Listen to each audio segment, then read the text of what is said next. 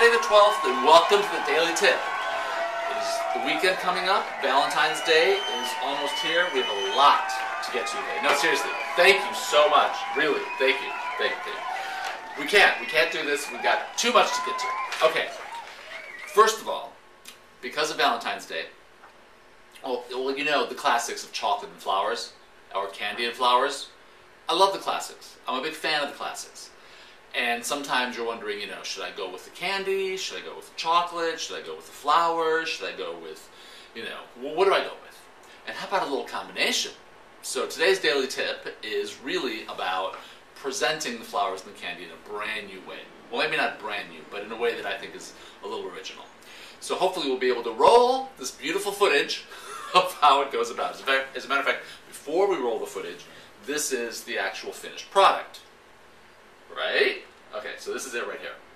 It's the flowers with the candy combined, and I have a better shot of this so you can see it a little closer. And it's really simple. All you do is you take a clear container, and then you take another container that's slightly smaller in circumference, maybe the same height, maybe a little shorter, and you place it right inside your larger container. And the little gap that it forms, you fill that little gap with candy. And in this case, it's Red Hot, so you can use those little sweethearts, the ones that have little writing on them. I don't recommend chocolate because it'll melt, but I have used M&Ms before and the Hershey's Kisses because they're wrapped, and that seems to work, depending on how much of a gap you have between the two vases. The inner vase, you go ahead and you fill with water, then you put in your flowers. In my case, we've got tulips, but you can use roses, you can use whatever flower you love or the person who's receiving it loves, and then you're done. That's it. Now, how cool is this? It's really simple. It combines two Valentine's Day classics. You got your candy and you got your flowers. And you look like a rock star, right? Very sweet. So you have to tell me if you did it. And if you did do this, I would love to know what you use in terms of candy. Or maybe you didn't use candy, you used something else. Be creative. There's so much you can do. You can fill it with pennies, dollar bills, whatever. If you fill it with dollar bills, send it my way. I'm just saying. Okay, so today we don't necessarily have a daily tip, we have 5, because Fridays, brand new segment, it's the daily tip Friday 5. And today's Friday 5, which is the inauguration of the Friday 5, and do we have inauguration music? That'll do. I think that will be, the Friday 5 music, at least for today. We'll work on that. We are talking all about organizing. Yes, we are. Yeah, we are. My producer doesn't want to talk about organizing, but you know what? Forget my producer. There's a producer here. None. So here we are, organizing. The 5 top tips for organizing. Number 1, tough love.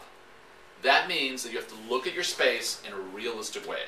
And if you are using, or not using things, if there are things in your closet, in your space, in drawers, in your office that you have not used in over 6 months, maybe even a year, maybe it's time to get rid of them. And by get rid of them, I mean donate them, put them up for sale on eBay, have a yard sale, do something where it benefits not only you but maybe somebody else. It really is about looking at your space in a very, very realistic way. The whole I may need it one day can work if you have a pattern where you're actually using stuff that you have put away for a rainy day or for the future. But if you're not, then you got to get rid of it. Tough love. Number 2, start small. Don't overwhelm yourself. Everybody has a junk drawer or a junk closet. Deal with that first. And the best way to deal with it is to look at it and see what it is that, again, what you want to keep, what you want to toss, what you want to donate, and just go through it and be very specific about how you use the stuff in that space, or in that drawer, or in that closet, or if you don't use it at all. Number 3, start huge.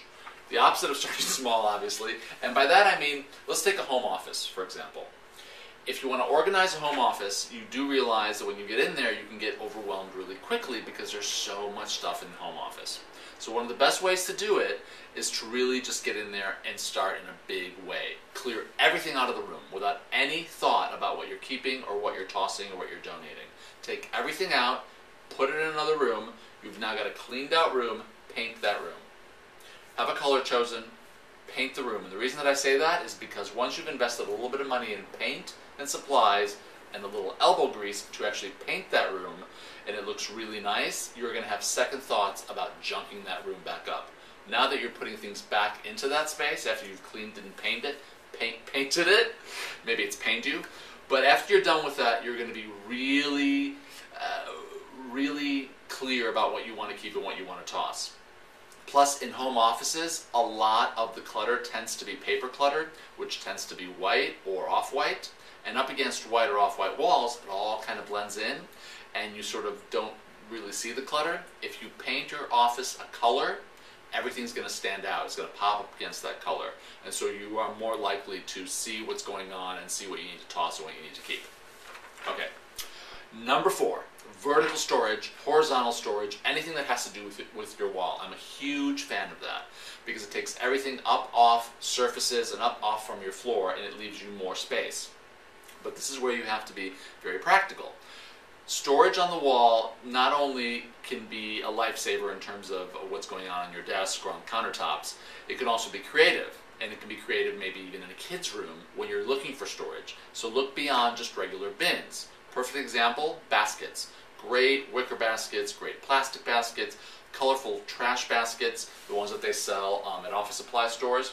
Literally screwing them into the wall with the open side facing you. Maybe at kid level in a kid's room, so they can go in there and put in stuffed animals and pull them right back out, making creative tags, using vertical storage in a way where you've got clear boxes so you can see everything that's up there. That way you are not rummaging through what you've got to find out what's where. And plus, again, vertical storage can be really decorative. So think about maybe the wall that you're putting the vertical storage on, maybe painting that wall an accent color. So it not only becomes a great place for organization, it becomes a great visual. Okay, number 5. Divide storage in your closet like a department store with clear bags and hanging shoe storage. Closets, big clutter traps. So here's the key with a closet. You have to figure out, number 1, what you really want in there. Are you a person that has a ton of shoes? Are you a person that has a lot of foldables? How do you want your closet divided? So once you figure out what your storage needs are, divide your closet accordingly. And as far as shoe storage is concerned, find new ways to be able to store the shoes and organize them. And the hanging storage bags that you can get at most organizational stores and a lot of retailers are perfect because it gets them up off the floor, which allows you to put maybe shelving on the floor. And also think about a double hang rod in your closet. That's really simple. There's an existing rod that hangs in there. Just move that one up a little bit, go to the hardware store, get a second one, hang it a little lower, and now you've doubled your hanging space. And if you're a person who has a lot of foldable storage, what you may want to do is also add shelving. And depending on the size of your closet, you may also want to add a chest of drawers in there. And if you are one of those people that keeps closets really, really well organized, you can take off the doors to the closet, open it up, maybe hang some really beautiful drapes on either side, even maybe put a mirror on one of the walls in the closet and make it a real showplace. So it feels kind of like a department store. And another helpful hint as far as closets are concerned, paint the inside of your closet. If your closet is painted and clean and has a color in there, you are more likely to keep it well organized and well designed without cluttering it up. So those are the 5 top organizing tips for Friday 5. And if you guys want to talk about anything specific on the Friday 5, you can email me and let me know. You know where that's at, angelohome.com. Ask Angelo, click on it, let me know what you want to talk about on the Friday 5. I hope you have a fabulous weekend, enjoy Valentine's Day, and I will see you Monday.